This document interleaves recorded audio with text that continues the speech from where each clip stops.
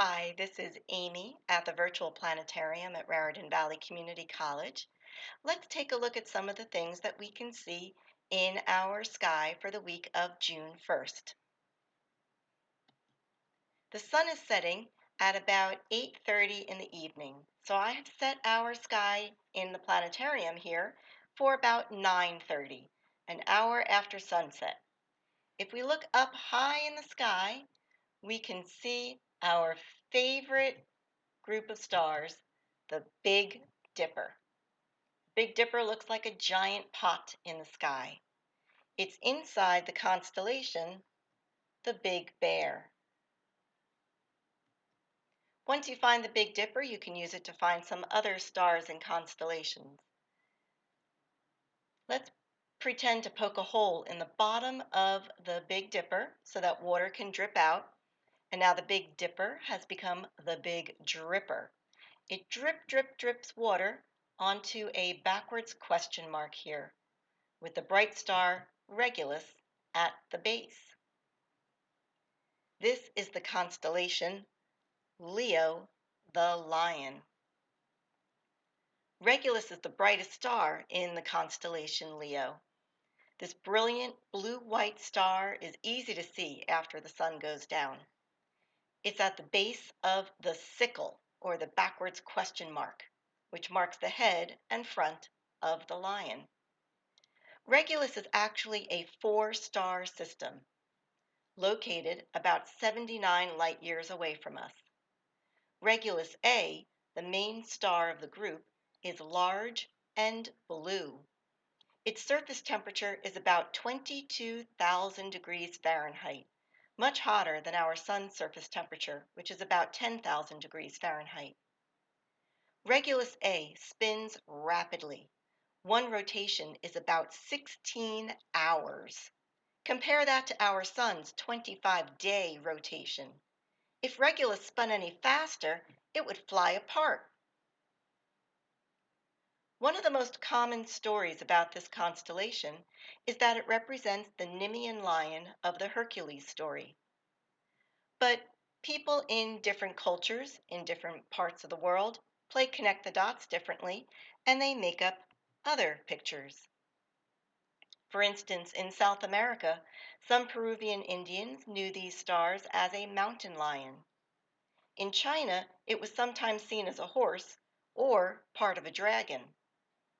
The Ojibwe people of North America and Canada see the backwards question mark as the curly tail of the great panther.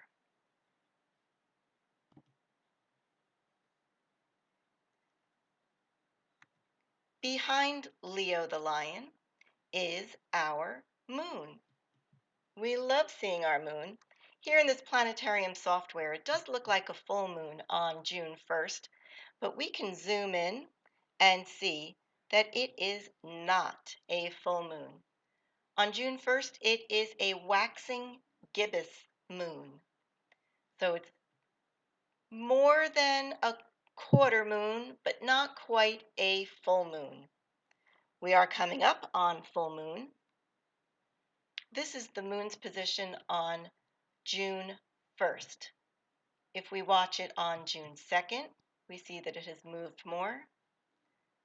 June 3rd, June 4th, and on June 5th, we have a full moon. The full moon rises when the sun sets, and it sets when the sun rises. So the full moon is the only phase that's only visible at night. All of the other phases of the moon are in the daytime sky for at least part of the day. So your challenge is to go find a daytime sighting of the moon. It might be right before sunset. It might be closer to sunrise. Depends on what phase the moon is in. Rising in the eastern sky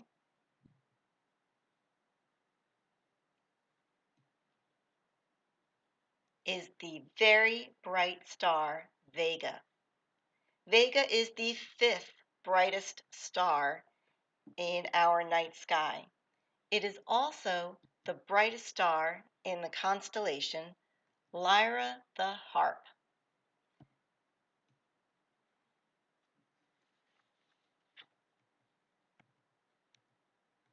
Now, if we speed up time a little bit and go to about midnight, 12:30 in the morning, then we see that Vega is one of three stars that form a large triangle shape. We have Deneb in Cygnus the Swan, Vega in Lyra the Harp, and Altair is in Aquila the Eagle. Together, they make the Summer Triangle. The Summer Triangle is a humongous shape in our sky, and it's very easy to see all summer long. If we look back towards the south,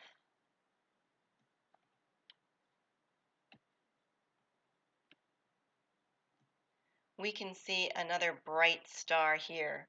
The moon is passing by this reddish star between the 5th, June 5th, June 5th, and June 6th.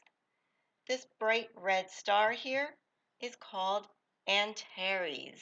Antares is the brightest star in the constellation Scorpius, the Scorpion. The Greeks named this star as the rival of Mars because of its reddish color. It's similar in color to the planet Mars, which does pass by once in a while. Antares is a huge star. It is very large, much larger than our sun. If we could put Antares where our sun is, Antares would reach out past the orbit of Mars. Not surprisingly, it is classified as a red supergiant star. It has a surface temperature of about 5,000 degrees Fahrenheit, so it is cooler than our star, our sun. Antares is about 5,000 light years, 550 light years away. So Antares in the Scorpion is about 550 light years away from us. In Polynesian cultures, Antares and the string of stars below it represent Maui's fishhook, which is an important constellation in their seafaring navigation.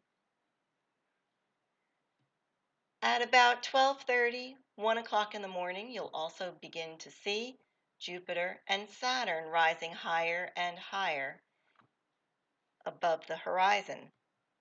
Lagging behind them is Mars. Mars rises around 2:30 in the morning. And our sun will come above the horizon at about 5:30 in the morning. So that's our sky for this week. Thank you all very much for watching, and we look forward to seeing you at the planetarium or here again. Have a great day, everyone.